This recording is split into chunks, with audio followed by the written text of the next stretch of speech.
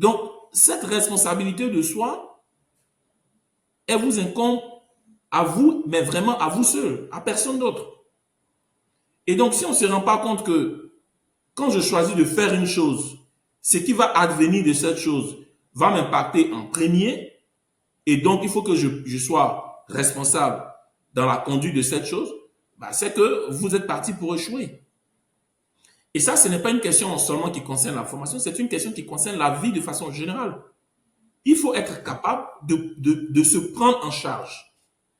Et quand on est apprenant, se prendre en charge, c'est ne pas dépendre exclusivement et principalement de ce qu'on vous donne à l'école. Si. Si vous êtes à l'école et que vous dépendez principalement de ce que votre professeur vous dit ou des cours qu'on vous donne en ce 21e siècle, c'est-à-dire en 2024, là maintenant, c'est que vous n'êtes pas parti pour devenir compétitif.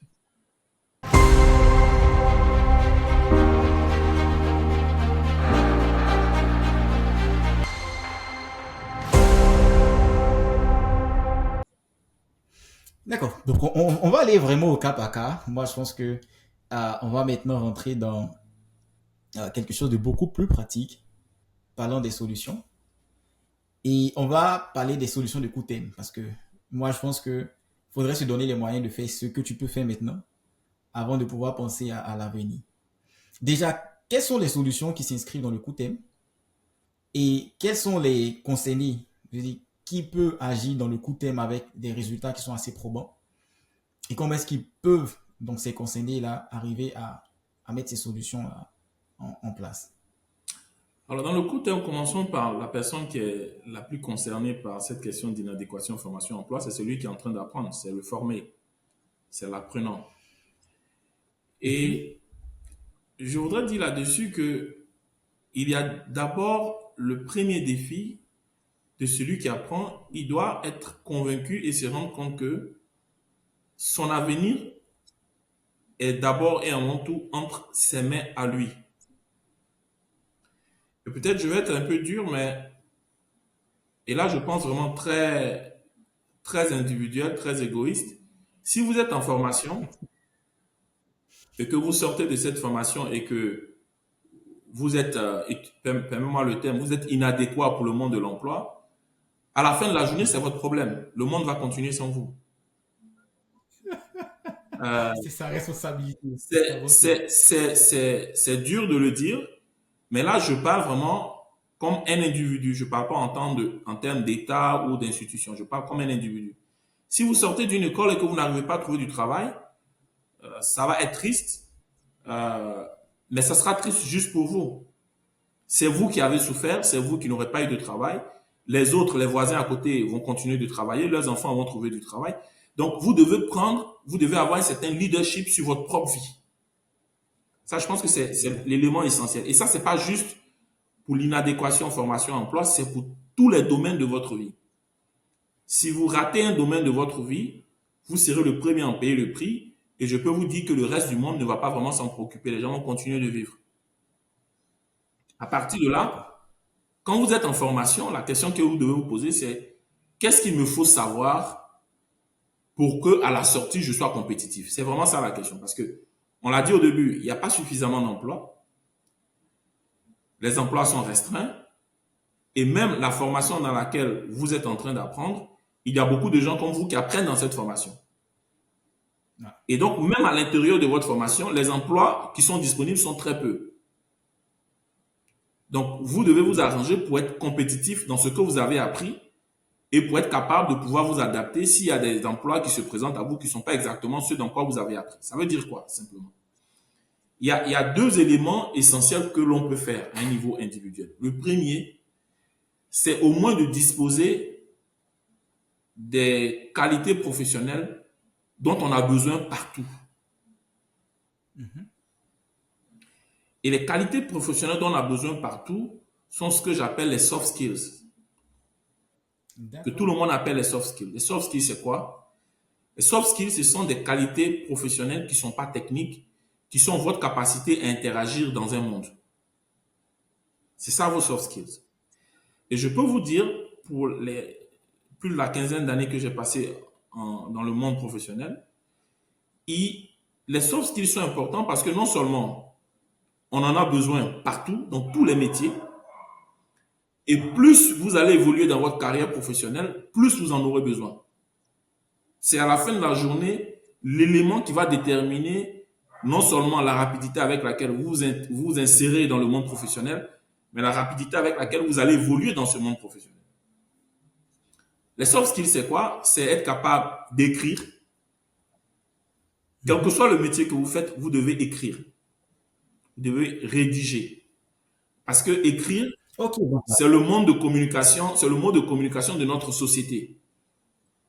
Peut-être dans 15 ans ou dans 10 ans, l'intelligence artificielle va remplacer cela. Mais ça, c'est un débat qu'on peut faire et un autre sujet pour un autre jour. oui, si. Mais pour l'instant, Je pense que là, on va savoir ce que tu veux écrire. exactement. Mais pour l'instant, il faut être capable d'écrire. Il faut être capable de présenter une situation. Il faut être capable de convaincre.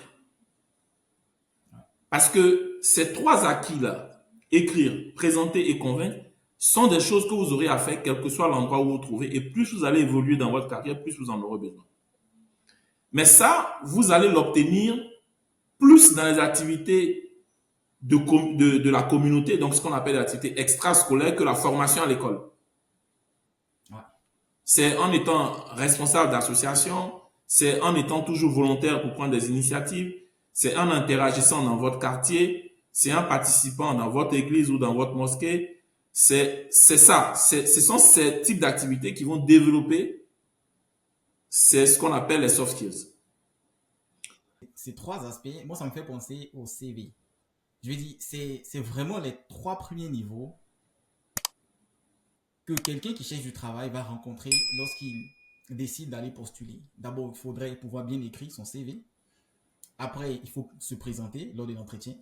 Il faudrait pouvoir convaincre en fait le recruteur que je suis la bonne personne pour le poste. Tout à fait. Donc, Et laisse-moi dire une chose, c'est que là-dessus, c'est que j'ai été vraiment surpris de voir au fil des années, parce que je coach beaucoup de jeunes depuis que je suis sorti de l'école, de voir que beaucoup de gens, des gens font 3 ans pour obtenir une licence ou 5 ans pour obtenir un master, ou même parfois 7 ans, 8 ans pour obtenir un doctorat. Et vous vous rendez compte que la plupart de ces gens ne savent pas écrire, ils ne savent pas se présenter, ils ne savent pas convaincre. Ils n'ont pas appris. Et vous pouvez le voir dans des interviews. Et ça, c'est un vrai problème. Et aujourd'hui, il n'y a pas de raison, ça c'est un autre point que je voulais, il n'y a aucune raison pour laquelle quelqu'un sort de l'école, donc un cycle supérieur, et ne sache ni écrire correctement. Écrire, je ne dis pas être capable mais vraiment la rédaction. Vraiment la rédaction professionnelle. Quelqu'un ne sache pas écrire, ne sache pas présenter ou ne sache pas convaincre.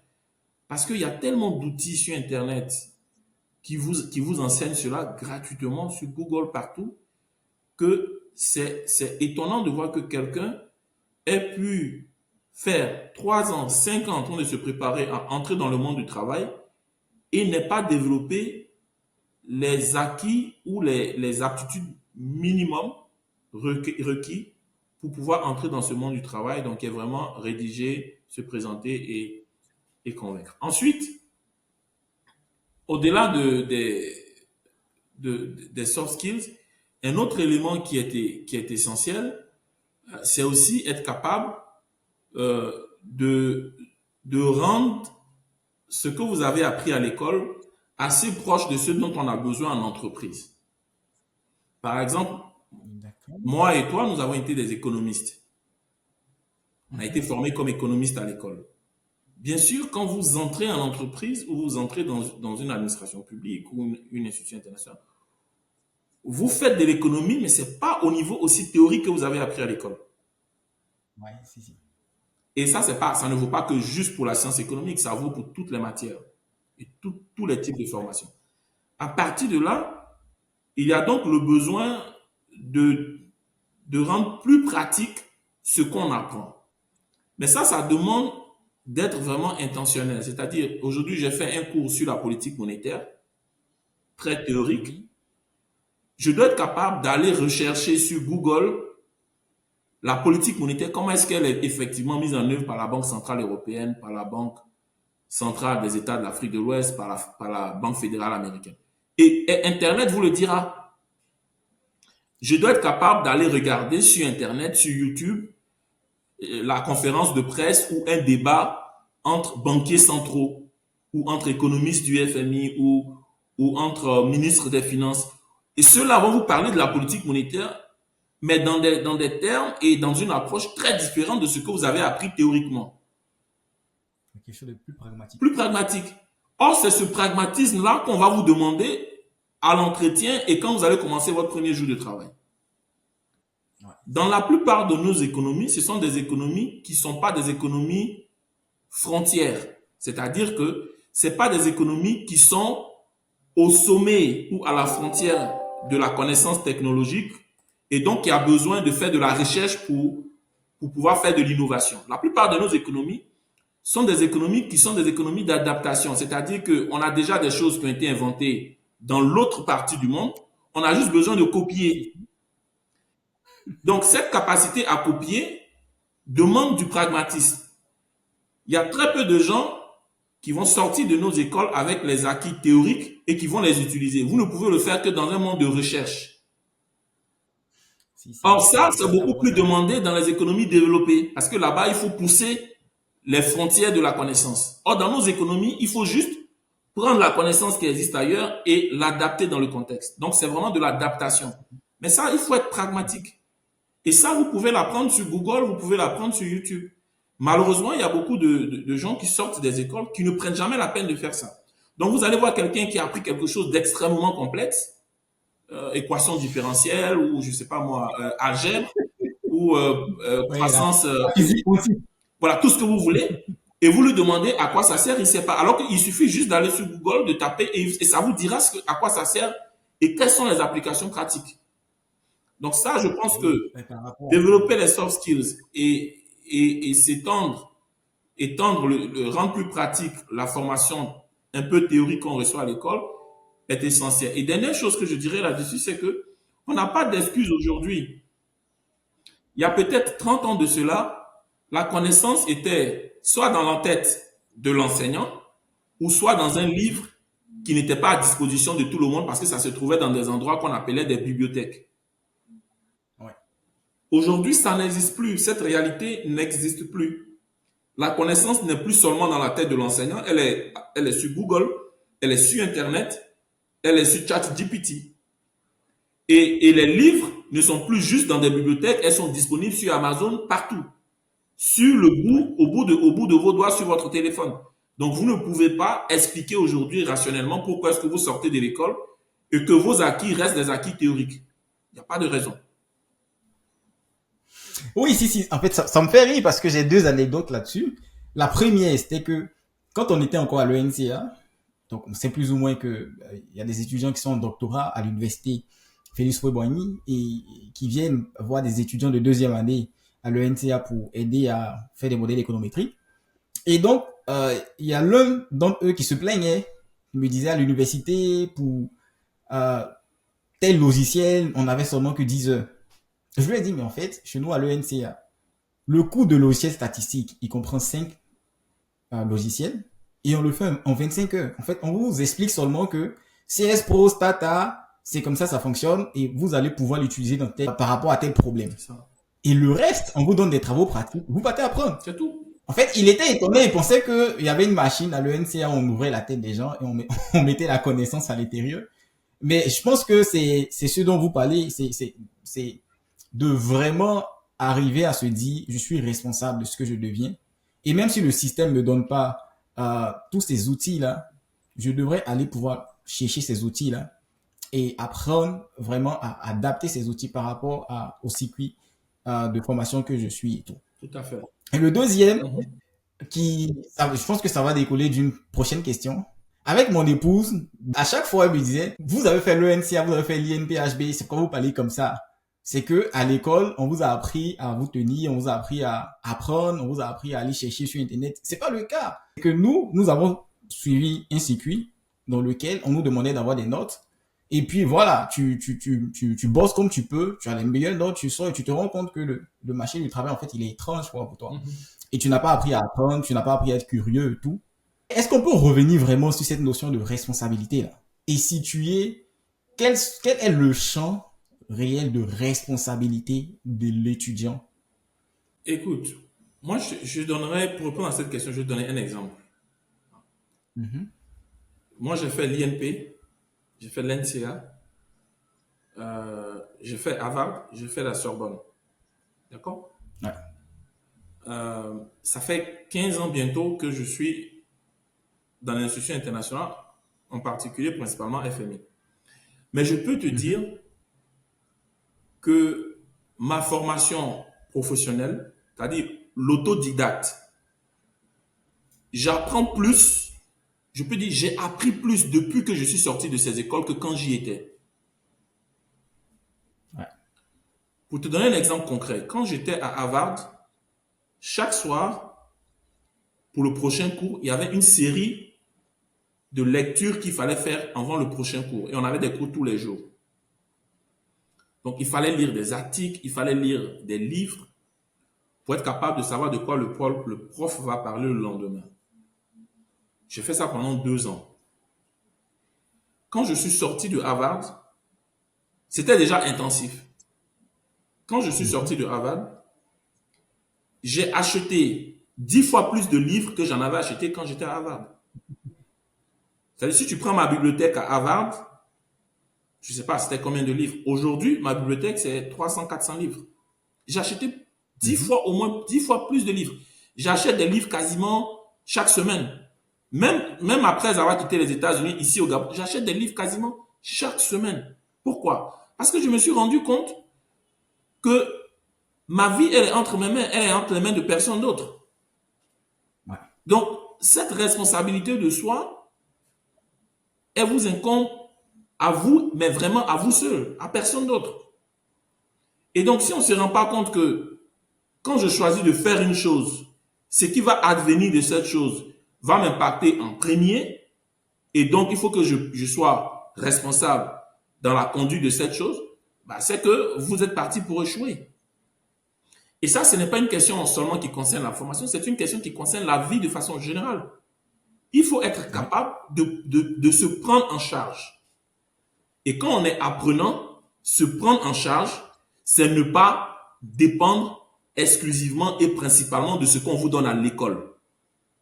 Si. Si vous êtes à l'école et que vous dépendez principalement de ce que votre professeur vous dit ou des cours qu'on vous donne en ce 21e siècle, c'est-à-dire en 2024, là maintenant, c'est que vous n'êtes pas parti pour devenir compétitif. Ouais. Parce C'est que ça. la compétition, elle reste par classe. Il faut jamais l'oublier. Vous pouvez sortir de l'NCA, c'est déjà très bien comparé à d'autres personnes peut-être qui n'ont pas fait l'NCA. Mais à l'intérieur de l'NCA, vous Mhm. serez nombreux. Et vous pouvez ne pas être Ouais. compétitif à l'intérieur de cette classe de gens qui seront sortis de l'NCA si vous ne prenez pas votre formation au sérieux. Et la formation ne peut pas être seulement définie comme celle qui se passe pendant les heures de cours. C'est pas possible. Votre formation, elle doit être permanente. Et moi, je peux vous dire, j'ai eu la chance de côtoyer des gens très brillants. La plupart de ces gens continuent d'apprendre longtemps et longtemps après, et plus d'ailleurs, après être sortis de l'école que quand ils y étaient. Nous avons des gens, par exemple, comme Bill Gates, qui aujourd'hui, il peut en fait aborder les questions, plusieurs questions sur la santé, sur l'intelligence artificielle. En fait, on se rend compte que les gens, ils évoluent avec l'évolution de la vie. Et de l'autre côté, nous avons, nous, un système qui nous pénalise d'avance. Et on a l'impression que les gens ne veulent pas évoluer. On a l'impression que les gens ne veulent pas apprendre. On a l'impression que les gens veulent se caser, veulent vivre une vie tranquille. Et moi, je suis vraiment heureux qu'on aborde cette question-là parce que j'avoue que dans mon salon, j'en discute un peu avec mon épouse et c'est vraiment assez compliqué pour moi quand j'aborde cette question-là. Et aujourd'hui, discuter avec des gens qui ont quand même un parcours assez remarquable, je pense que ça met du crédit sur ce qu'on dit généralement aux plus jeunes, que la formation, c'est pas seulement dans les quatre murs, c'est tout ce que vous faites ailleurs. Absolument. C'est aussi les soft skills, ce sont les activités extrascolaires et tout ça. Et deux choses là-dessus. La première chose que je voudrais dire, c'est que le plus grand drame de ceux qui sont allés à l'école, c'est très souvent de n'avoir pas compris à quoi l'école servait. L'école, fondamentalement, apprend l'individu à apprendre. Je répète, Ah, si, si. l'école apprend l'individu à apprendre. Pourquoi l'école vous apprend à apprendre? De sorte que quand vous finissez votre cursus scolaire, vous soyez un individu capable d'apprendre de lui-même. Parce que c'est là où la vraie éducation commence. Si, si. Donc, Malheureusement, vous avez beaucoup de gens qui pensent que le rôle de l'école, pour eux, c'est d'apprendre pendant qu'ils sont à l'école. Donc, pendant les heures de cours, ils apprennent. Une fois qu'ils sortent des heures, une fois qu'ils sont en dehors des heures de cours, ils n'apprennent plus. Pendant qu'ils font leur cursus scolaire, ils apprennent. Et quand ils ont leur diplôme, par exemple, le diplôme d'ingénieur statisticien économiste, vous discutez avec la personne, depuis qu'il est sorti de l'école, il n'a plus jamais lu un seul livre en entier. Il n'est plus jamais allé à une seule conférence. Il s'intéresse plus à rien en dehors de son boulot. Vous désapprenez, c'est-à-dire que vous avez complètement dévoyé la raison pour laquelle vous êtes allé à l'école. Vous êtes allé à l'école pour être capable d'apprendre. Et ça, c'est un vrai drame. Et on retrouve ça chez beaucoup de cadres. Des gens qui sortent de l'école et qui n'apprennent plus. Alors que l'objectif de l'école était de leur donner les capacités d'apprendre d'eux-mêmes. Ça, c'est la première chose. Oui. La deuxième chose qu'il faut dire, c'est que euh, pour être capable d'apprendre, il faut être curieux. Ah, si, si. La curiosité. Or, malheureusement, vous avez quelqu'un, par exemple, qui se spécialise, vous parlez de Bill Gates, vous avez quelqu'un, par exemple, qui se spécialise, je reviens encore à notre exemple habituel, en statistique, et il sait tout de la statistique, mais il ne sait rien d'autre. Ouais. Ouais, si, si. Vous êtes en train de construire quelqu'un qui serait capable de s'adapter et de s'insérer dans le monde professionnel. Ouais. Et c'est quelqu'un qui n'aura pas, en fait, il n'aura pas de la discussion avec d'autres personnes. Donc, si, si. Ah. Bon, en tout cas, je pense on va déjà boucler ce épisode-là. Donc, nous avons parlé d'inadéquation formation-emploi, généralement dans nos pays d'Afrique subsaharienne. Et nous avons aussi parlé des moyens de solution pour l'individu. Comment est-ce qu'il pourrait être capable, dans un premier temps, à son niveau à lui, de pouvoir développer des soft skills, de pouvoir être curieux de le travail qu'il a fait sur lui-même, de prendre sa vie avec un certain niveau de responsabilité afin de pouvoir déjouer ce système-là dans lequel il se trouve et être compétitif sur le marché de l'emploi.